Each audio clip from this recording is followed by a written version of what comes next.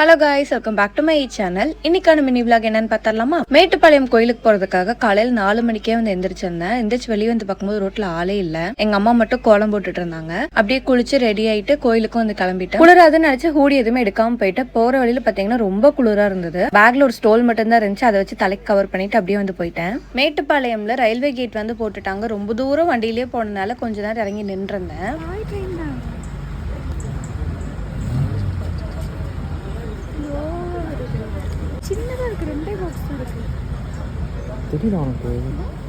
டாய் train தான் வரும்னு சொல்லி நான் கொஞ்சம் கூட எக்ஸ்பெக்ட் பண்ணவே இல்லை. ஏதோ ட்ரெயின் வருதுன்னு தான் நின்றுட்டு இருந்தோம். இந்த ட்ரெயின் தான் வரப்போகுதுன்னு தெரிஞ்சது எனக்கு ரொம்ப ஹாப்பியா இருந்துச்சு. ஏன்னே தெரியல. இந்த ட்ரெயின் வந்து நான் பார்த்ததே இல்லாதனால ரொம்ப எக்ஸைட்டா வந்து பார்த்துட்டு இருந்தேன்.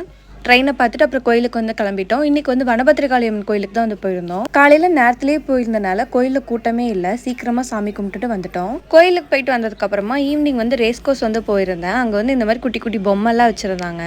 பார்க்க அழகா இருந்தது. அதுல எனக்கு ஒரு பொம்மை பிடிச்சிருந்துச்சு. அதை வாங்கிட்டு அப்படியே வீட்டுக்கு வந்து வந்துட்டேன். இதே மாதிரி வேற ஒரு வீடியோல வந்து பார்க்குறேன். அது வரைக்கும் டாடா பாய்.